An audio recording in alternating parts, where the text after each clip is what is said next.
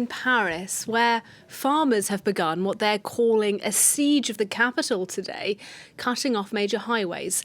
And indeed, it could be chaos for commuters this evening because those farmers are using tractors and trucks to jam traffic along 8 major arteries around the capital. For the protesters themselves, the issue today is pay and working conditions. And for the government, the top priority now is to keep operations at the Paris airports and a major wholesale food market as well running smoothly. Well, let's get the very latest then from the protests. Our reporter Antonia Kerrigan has been covering this all day. She's with me on the programme now. Tell us, Antonia, where you are and what's been happening. Specifically, is the traffic moving? Is there a large police presence there? What are you seeing? Well, here we are along the edge of the A1 motorway, which is north of Paris. They really are behind me. This is towards the front of the convoy, and it's tractors as far as the eye can see. The only vehicles we're seeing are police and tractors. There is a noticeable police presence, but irrefutably, there's been very little contact between protesters and police, and certainly no palpable animosity.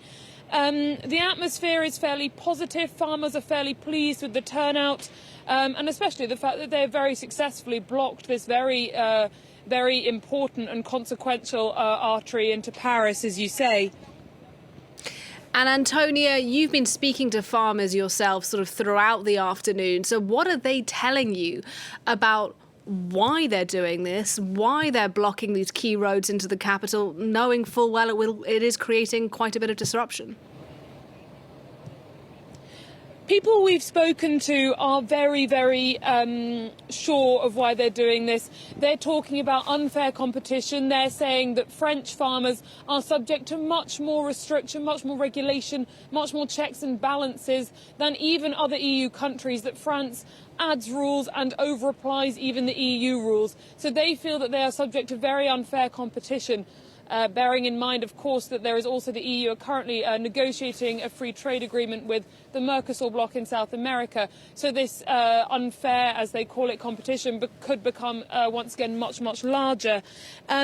We've talked to people as well who say that they're just drowning in the bureaucracy, that, an application for common agricultural policy subsidies is an enormous amount of work with what they consider sometimes unreasonable demands made as conditions to receive the funding.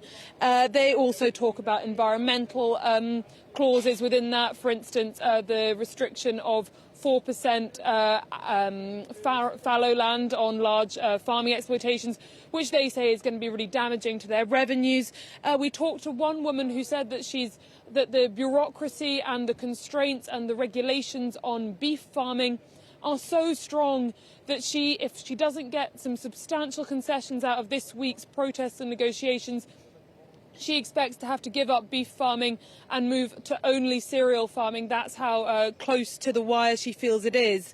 However, over and over, what's come across when we've spoken to farmers is that they are happy with how it's going today, and they are very confident that public opinion is on their side and understands why they're doing this.